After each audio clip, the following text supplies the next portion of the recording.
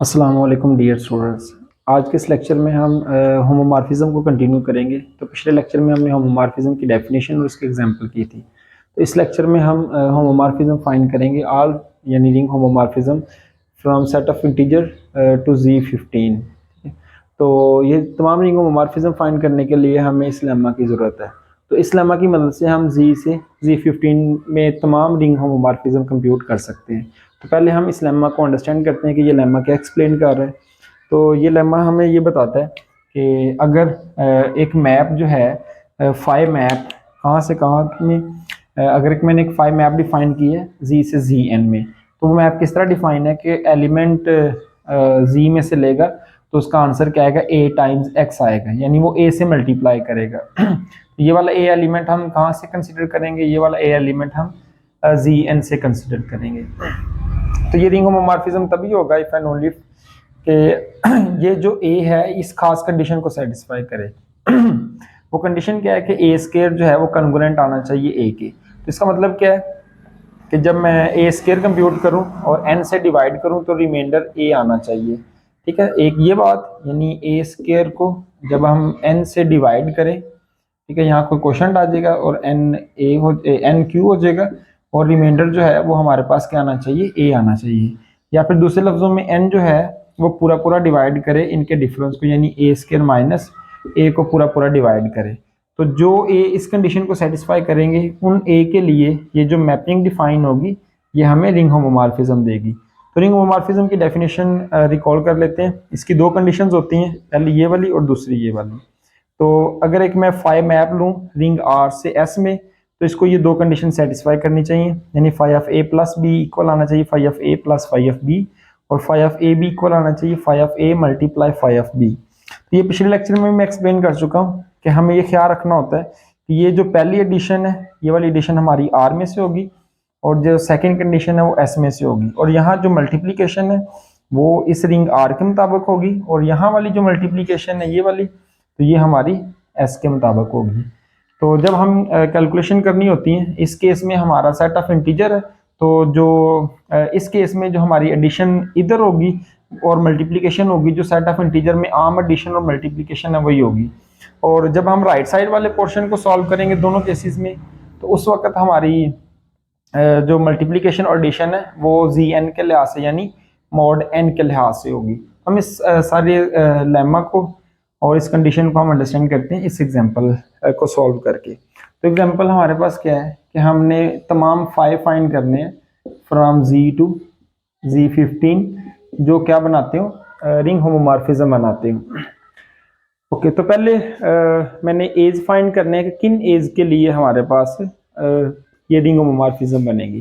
तो हमें Z15 का पता है, तो Z15 के जो एलिमेंट हैं वो क्या होते हैं, 0 1 2 3 4 5 6 7 8 9 10 11 12 13 14। तो ये हमारे पास Z15 के एलिमेंट होते हैं। अब हमने क्या करना है, इन तमाम एलिमेंट का स्केयर करना है और हमने देखना है कि किन का स्केयर करने से वापस वही आंसर आता है।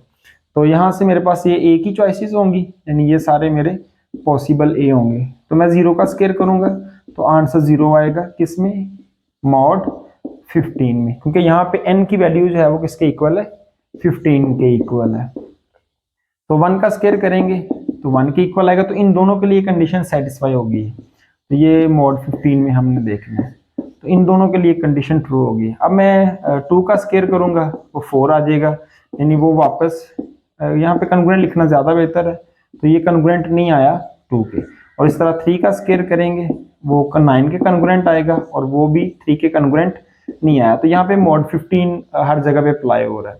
इस तरह जब मैं 4 का स्केयर करूंगा वो कितना आएगा, 16, और जब 15 से डिवाइड करेंगे 16 को और रिमाइंडर फाइंड करेंगे, रिमाइंडर जो है वो 1 के इक्वल आएगा, और वो जो है 4 की कॉन्ग्रुएंट नहीं आया मॉड 15 में।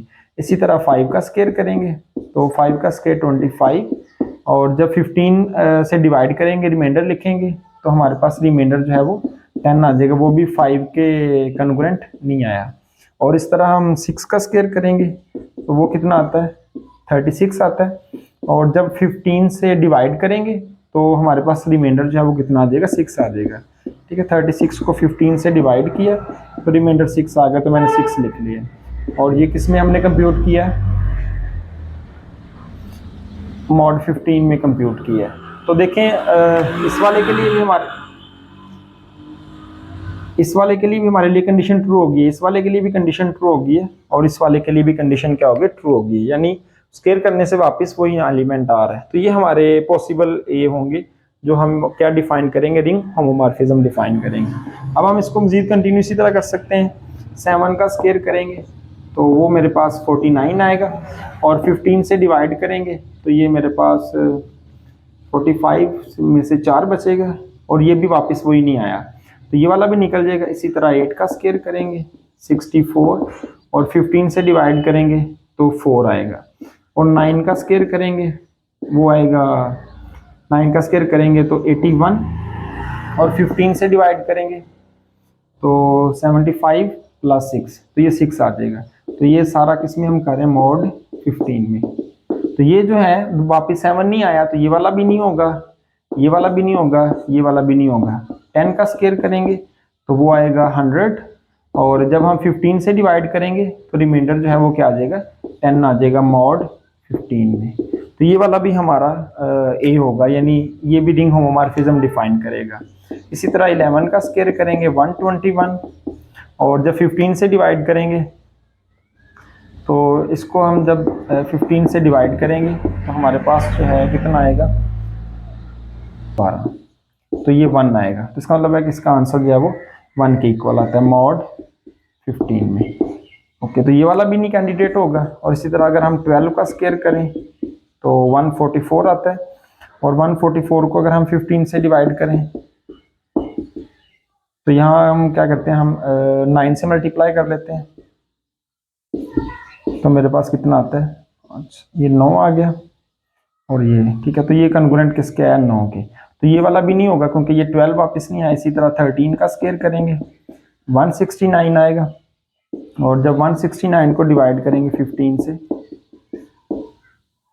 19 तो ये 15, तो ये भी 4 आया, तो ये भी हमारा 13 के इक्वल नहीं आया। और लास्ट वाला हमारा 14 का स्केयर, तो 14 का स्केयर जो है वो 196 होता है, और जब हम 196 को डिवाइड करेंगे 15 से तो ये 4 6 और 45, और ये 1 आ गया।